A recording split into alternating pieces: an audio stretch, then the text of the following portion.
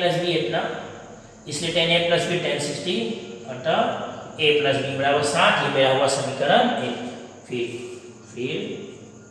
फिर चूंकि tan a minus बी 1/3, ठीक है, या और यहाँ लिख के आप बना सकते हैं a प्लस बी, इसलिए tan a माइनस बी 1/3 tan कितना डिग्री 30 डिग्री।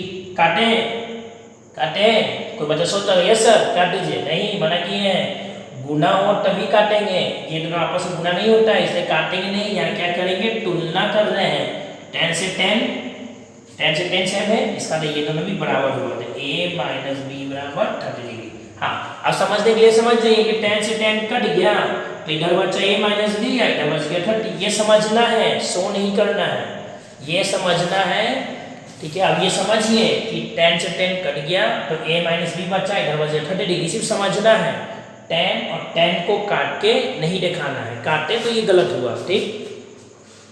तो ये आपका हो गया समीकरण 2, ठीक है।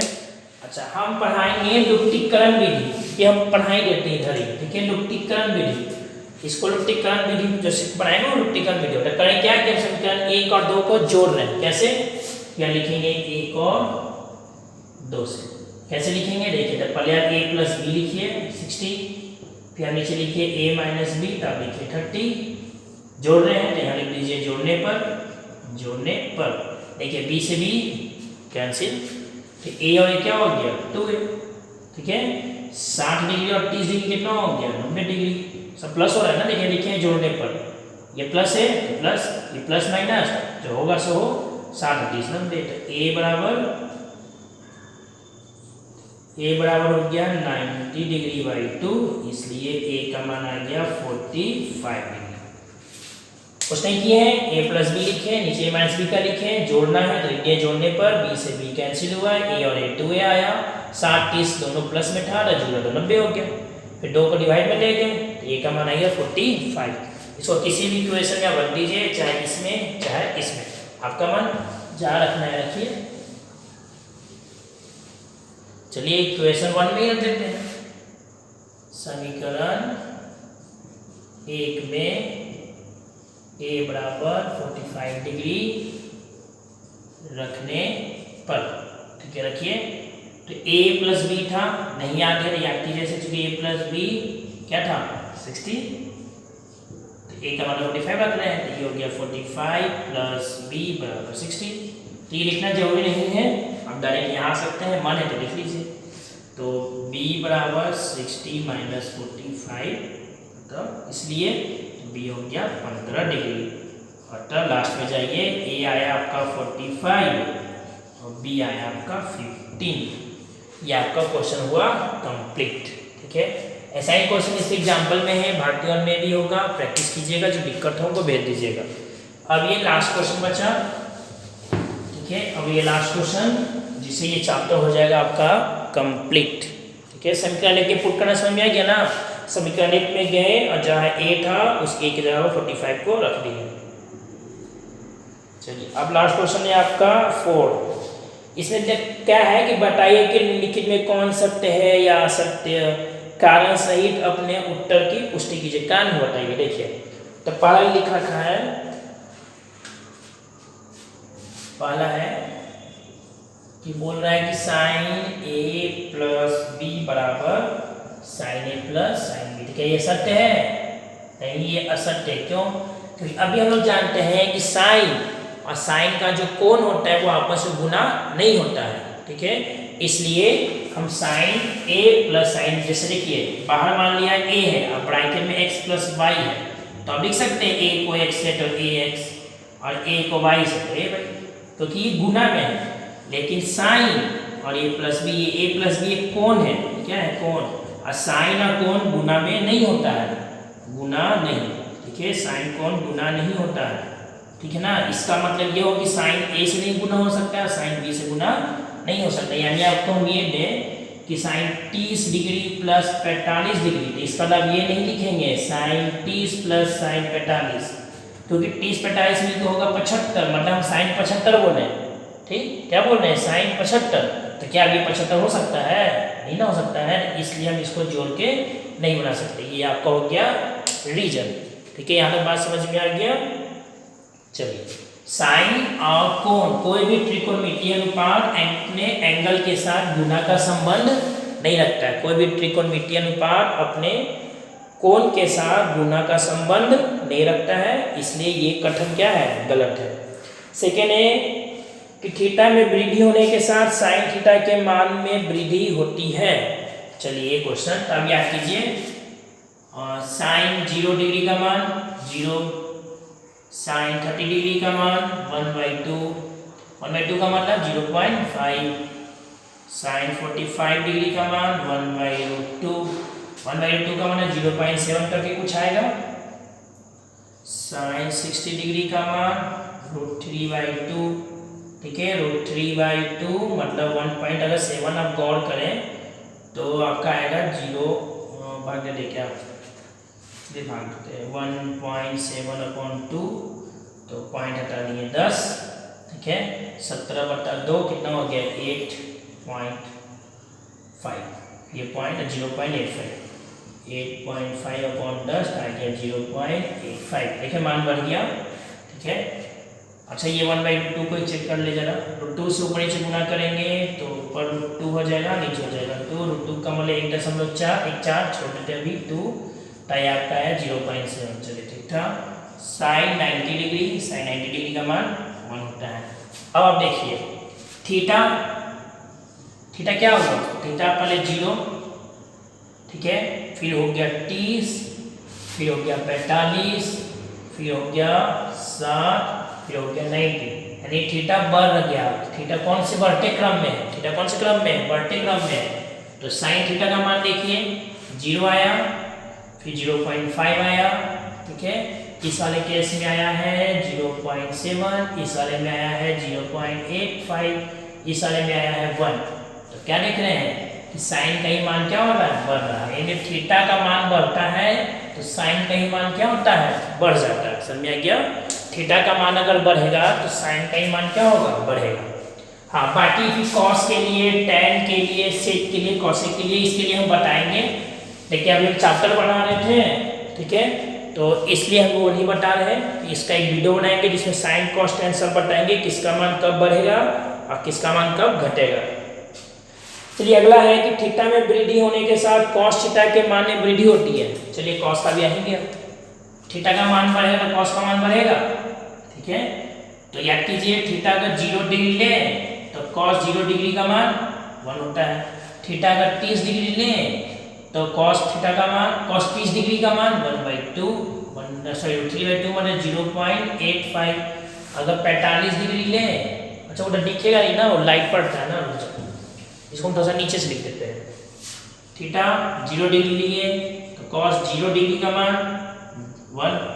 ठीक है, अगर 30 डिग्री लिए तो इसका मान सबको याद होगा, नहीं याद है, अच्छे से पूरा डिटेल में लिखते हैं, यहाँ देखना लिख रहे हैं। Cos 30 degree √3/2, cos 45 degree 1/√2, cos 60 degree 1/2, और कॉस 90 डिग्री 0, और कॉस 0 डिग्री 1। वही बात यहाँ लिख रहे हैं। तो 30 डिग्री √3/2 मतलब 0.85, अभी साइन में भाग दिए थे। 45 तो 0.7, ठीक है, 60 तो 0.5 और 90 में 0। तब देखिए थीटा का मान बढ़ते क्रम में है, थीटा का मान कौन से क्रम में है, बढ़ते क्रम में। देखिए कॉस का वैल्यू देखिए कम होते जा रहा, 1 हुआ, फिर 0.8 हुआ, 0.7 कम हो गया, फिर 0.2 कम हो गया, लास्ट में 0 हो गया। तो कौन से क्रम में है, घटते क्रम में। तब क्या बोलेंगे कि अगर थीटा बढ़ेगा तो कॉस का मान घटेगा, थीटा बढ़ेगा, थीटा बढ़ेगा तो कॉस थीटा घटेगा।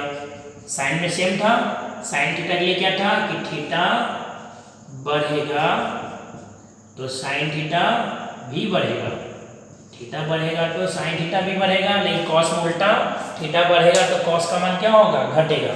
अब तो सबको बात अच्छे समझ में आ गया होगा। चलिए तो फिर हम आगे चलते हैं।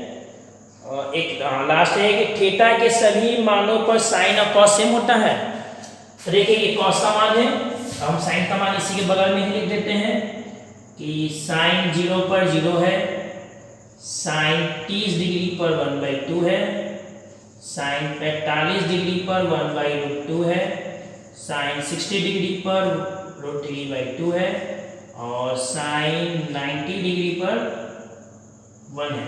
अब क्वेश्चन आपका क्या है कि थीटा का मान हम कुछ भी ले लें, थीटा हम कुछ भी लें, कुछ भी, तो साइन थीटा बराबर cos थीटा होगा।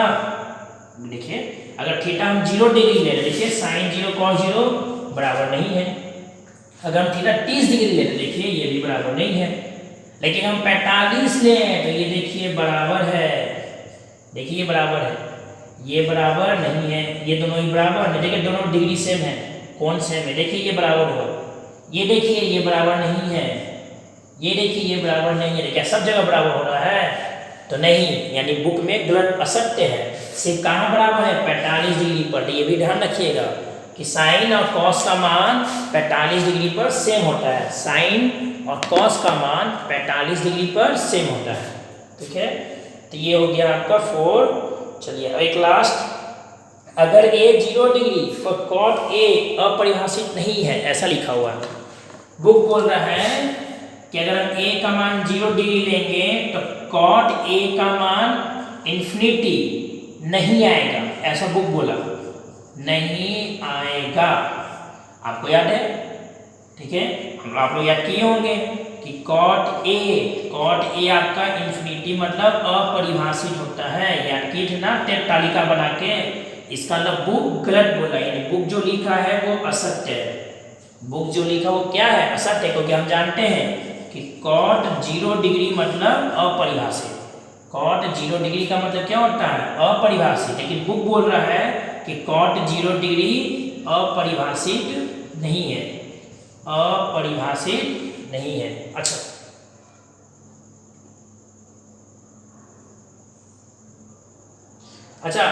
वो बुक क्या बोल दिया, हम बोले अपरिभाषित नहीं, अगर अ लगा हुआ तो गलत है, लेकिन बुक चूंकि अ नहीं लगाया है, ठीक है। चलिए हम बुक के स्टेटमेंट पर चलते हैं। अगर ऐसा लिखता बुक ना कि क्या 0 डिग्री पर cot अपरिभाषित नहीं है, तब ये गलत लिखता। अगर आप यहाँ से नहीं हटा दें, अपरिभाषित है, तो ये बात सही हो गया। बुक क्या कर दिया है, बुक से हिंदी कैसे कर दिया था, देखो 0 डिग्री बुक लिखा है cot a परिभाषित नहीं, परिभाषित नहीं को ही बोला जाते हैं हम लोग अपरिभाषित, परिभाषित नहीं को ही बोलते हैं अपरिभाषित, परिभाषित नहीं को ही बोलते हैं क्या, अपरिभाषित, परिभाषित नहीं है, ये बुक का लाइन है, ठीक है। अब परिभाषित नहीं को ही क्या बोलते हैं, अपरिभाषित, सही है। यानी बुक ये सत्य लिखा है, क्योंकि हम जानते हैं कि cot 0 डिग्री अपरिभाषित, ठीक है, आप लोग याद किए होंगे। अपरिभाषित को ही बोला जाता है परिभाषित नहीं, ठीक, अपरिभाषित को ही क्या बोला जाता है, परिभाषित नहीं, ठीक है। तो हिंदी को ध्यान में रखिए, तो समझ में आ गया। बुक इसको क्या बोला है, सत्य, यानी बुक जो लिखा है वो सत्य है। तो इस तरीका से आपका ये चैप्टर हुआ कंप्लीट, ठीक है। और अगले वीडियो में हम लोग 8.3 को कंप्लीट करेंगे, ठीक है।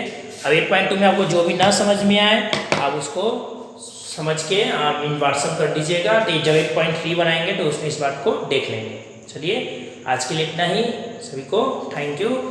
और एक बात और बोल लीजिए हैं, बात हो ही जाए, ठीक है। इस बार 10 बिहार बोर्ड का परीक्षा हुआ, 10th का रिजल्ट आया है, ठीक है। हमारे कोचिंग में हाईएस्ट आया है 436, ठीक है, आयशा नाम की लड़की है।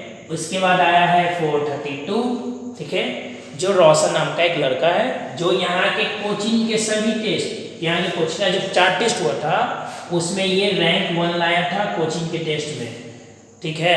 रैंक कितना लाया था, 1। आयशा पढ़ने बहुत अच्छी लड़की थी, ठीक है, ये कोचिंग के पहले टेस्ट में ही रैंक 1 लाई थी।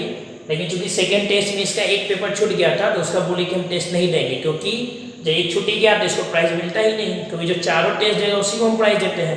अगर आयशा कोचिंग का चारों टेस्ट देखती तो इसको जरूर प्राइज मिल जाता, ठीक है। एक कोई बात नहीं, आयशा ने 436 नंबर लाई, तो टैलेंटेड लड़की है, ठीक, अच्छी लड़की है, खूब मेहनत की है।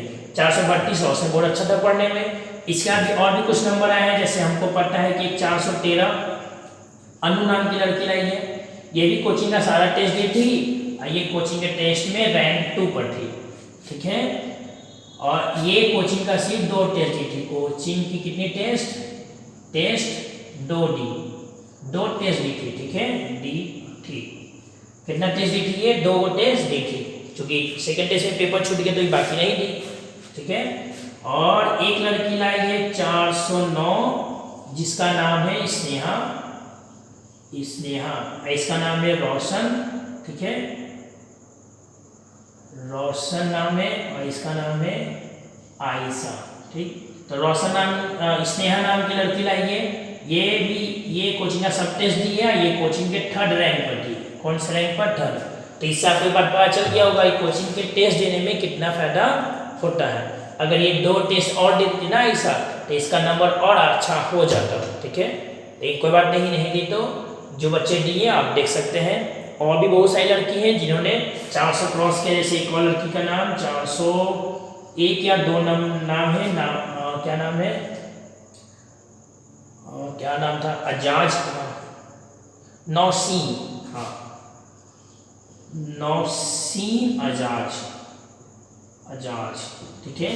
ये भी कोचिंग में 4 टेस्ट दी है, ठीक है, 4 टेस्ट दी, सब टेस्ट दी थी। इसका रैंक कोचिंग उतना बढ़िया नहीं आया था, इसका रैंक 12 या 13 आया था। ये भी एक टेस्ट छोड़ चुकी थी, ठीक है, तो इसलिए इसका रैंक अच्छा नहीं हो पाया। लेकिन ये बच्चे हैं, इसलिए आप लोग जो कोचिंग का सभी टेस्ट जरूर दीजिएगा जब नवंबर दिसंबर में 4 टेस्ट सीरीज होता है, ठीक है। बाजार के बहकावे में मत आइएगा, टेस्ट देने से तैयारी और अच्छी हो जाती है। चलिए आज के लिए इतना ही, फिर अगले वीडियो में 8.3 के साथ मिलेंगे, ठीक है, बाय।